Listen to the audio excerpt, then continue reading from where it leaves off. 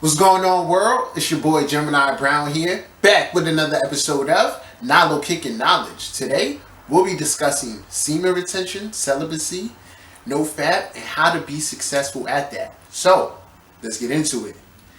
As I said previously, I'll be doing more videos on this subject, mostly appealing to the male audience out there, but as I always also say, women should definitely practice celibacy in the sense of like no FAP, which is abstaining, periods of abstaining from masturbation. In this series, I will be doing a video about masturbation and, quote unquote, is it wrong? Right now, just so you know, no, but we'll discuss that another time. But discussing, getting back to, semen retention, celibacy, and the no FAP journey, and really how to be successful at that. As someone who, over the course of the last few years, has embarked upon several different journeys pertaining to this topic, I've developed some ways to be successful at it. So the first one is gonna be, you're going to have to address your relationship with whether this is sex, masturbation, or into an overall thing, pleasure in general. Because at the thing about no FAP is that this is an energetic, alchemical process to some extent that you get benefits from. Okay, on an energetic level and a real physiological level, changes occur within the body when you undergo this. In the overall sense, this is a journey of discipline and self-control. In astrology, this is a Saturn thing. All right, so you can apply these things to even things outside of the realm of, sexual energy and all of that. So like I said, you want to address your relationship with this particular thing. So if you're single, this is really going to be a solitary thing. If you're involved with someone, you stand to learn a lot. You stand to learn a lot. As someone who has undergone semen retention outside of a relationship and inside of one, doing it inside of one allows you to see how your moods are tied, how your mood or moods are tied towards your sexual appetite. Okay? Yeah, it's very interesting. So, you want to address that. So if you're in a relationship, that's going to be a different thing. And I'm going to start there because if you're in a relationship, I feel like it can be simplified if you go about it strategically. Okay? What a relationship does, personal or romantic or platonic or whatever, is it provides support. Okay? Now what I mean about going about it strategically is like not getting each other to the point where you're going to mess up what you're trying to do. Okay? And when you do that, when you do embark on the celibacy and everything within, a relationship, ultimately you experience new levels of intimacy, new ways of entertaining one another. And like I said, you learn about your moods connected towards your sexual appetite, your needs, and all of that. Motivation, right? On the single side, if it's just you, this is really going to be about why, right? One of the reasons that there's nothing wrong with masturbation is because we all know that sex is a release of tension, right? It helps relieve tension as well as connect and all of that. So when you do masturbate, it is to relieve that tension, right? And there's benefits that come from that. You can be clearer, more focused, more relaxed, all of that, right? So there's a time and a place. So you want to address like, okay, why do I feel the need to masturbate or even have sex? Like, why am I pursuing this? And then the next thing also with in terms of my social circle, friends, when we really started to get into this thing, we acknowledged the fact that in our minds we had an ideology of relationships connected towards quantity versus quality. You know what I'm saying? So pursuing women for the fact of just pursuing women, to say that I pursued this amount of women, right? So you want to address that. What's up with that?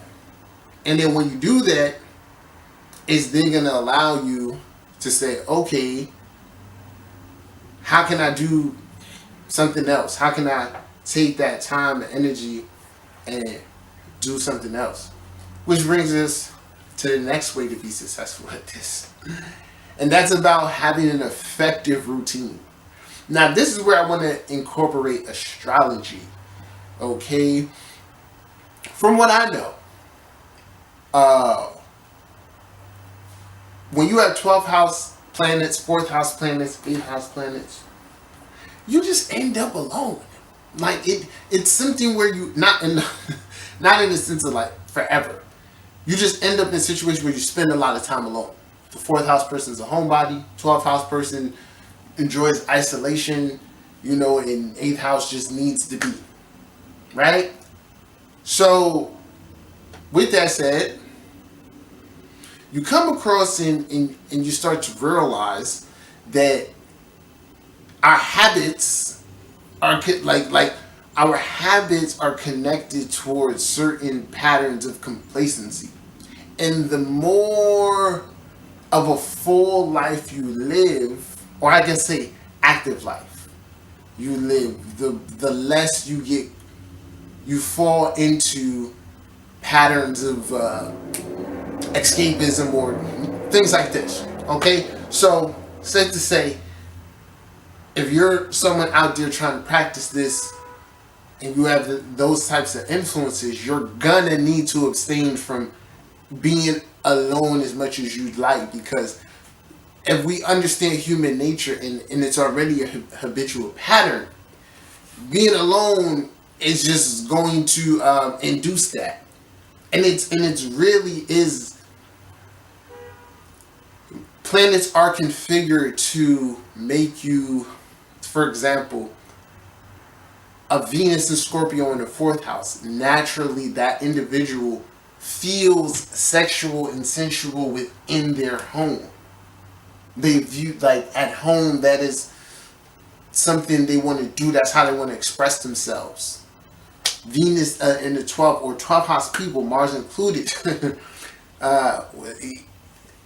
it's an unconscious desire when alone to want to explore these things. 8th house people, same shit. Alright? So you really got to change your routine. Spend less time alone. And in changing that routine, you then look at your chart. You go to your 6th house and say, on an everyday basis, what do I need to be participating in? And that is going to be anything within your day that prescribes towards the sign on your 6th house. Then you look at your moon and you say, what brings me peace of mind? And you want to exercise that. I use a Scorpio moon for an example, who naturally is just like, Scorpio types, Mars and Scorpio, the masturbation, sex is a very, very natural, in their minds, needed thing, right? But for a Scorpio type person, when you change the relationship of that energy, you dig more into the other side of Scorpio, the 8th house, which is occult matters, and you're taking that sexual energy and putting them into rituals and strengthening your own ability to attract things. So these are all food for thought. So you look, on what's bringing me peace of mind. Go ahead, research, dive in, go to the other side or the higher octave of that sign. Okay. So like I said, you look at your sixth house, you look at your moon. Okay, and then obviously you're going to focus on the other things in your world that are giving you focus. But the key thing here, people, like I said, and it's a thing that you will find in people who struggle with successfully implementing this, is I just ended up alone and I gave in. You literally, you find out so much about yourself and like how to avoid things. So yeah, I'm giving you this game, but then you're gonna have to implement it and avoid the pitfalls. So then we come to watery people in general. This is the thing where it's like, what you could, one thing for water people, what I want to say is that like water is a healing, water is restoring. So like, say you're distracted and all of that, and you can't get your mind off of this thing. You take a shower, you go swimming, you use water to like reset or rebalance your emotional center. Okay? And then this is gonna go for everybody, but people with a pronounced amount of fire energy in general. So the next way to be successful at this is gonna be the development of an exercise routine. Energy never dies, it's always there. It wants to be used. If you're someone with a fire dominant chart, sun and moon, stellium and fire, you need physical exercise. You need action. You need to tire yourself out.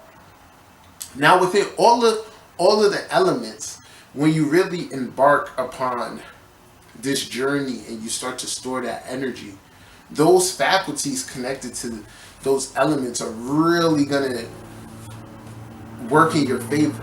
So for fire people, your physical body, physique, vitality can be increased. Air people, more mental clarity, more social grace, more confidence. Watery people, intuition, stable emotions, particularly for 8th house people, regardless of element. And then earthly people are going to be more grounded and focused. Okay? Grounded and attracting and putting energy towards earthy things, right? So, like I said, physical exercise is going to be a big thing. And here's the thing, it's like, as we go, like there's exercise that you could do for urgings, because let's be real, when you really learn the mind, when you abstain, when you're taking something away from the mind, at a certain point, but there's 2 weeks, a month, there'll be times of intense urges, and this is when these things are going to come in handy, and you realize like, it's just energy. Once I burnt up this energy, I was fine. Okay? And the last thing is more of a very much so an experimental thing, and I stand by it. This goes with the mind and tricking the mind. You're not going to wake up and be like, okay, I'm starting today. You need to just start. And a lot of times, it's very easy to start once you've already had sex. So, yeah, like, start there. have some really good sex, or do what you do, and like, don't make it a conscious thing that you're about to embark on it. Just proceed as normal. Because when you know what I mean. Because after you had some really good, you be good. Alright? So y'all, this is my episode for today. I hope you guys enjoyed. Feel free to chime in. Let me know what you think. If you haven't subscribed to my channel, you can do so now. If you need a reading, feel free to click the description box. Check my email, send me one, and we'll set something up. Till next time, peace.